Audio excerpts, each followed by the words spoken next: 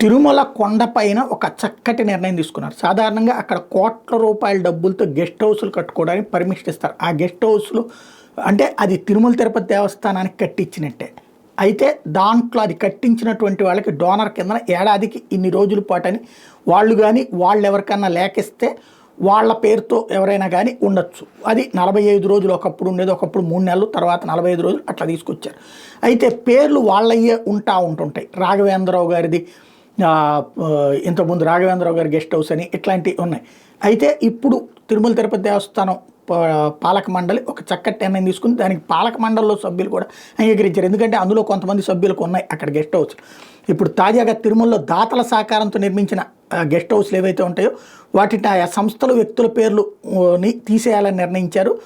మొదటగా అందులో సభ్యురాలైనటువంటి వేమిరెడ్డి ప్రశాంత్ రెడ్డి, ఎంపీ తెలుగుదేశం పార్టీకి సంబంధించినటువంటి ఎంపీ వేమిరెడ్డి ప్రభాకర్ రెడ్డి దంపతుల విరాళంతో నిర్మించిన లక్ష్మీ విపిఆర్ భవనం పేరుని లక్ష్మీ భవన్గా మార్చారు.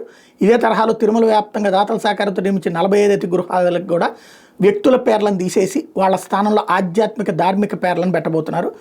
పలువురు దాతలు కూడా దీనికి అంగీకారం తెలిపారు.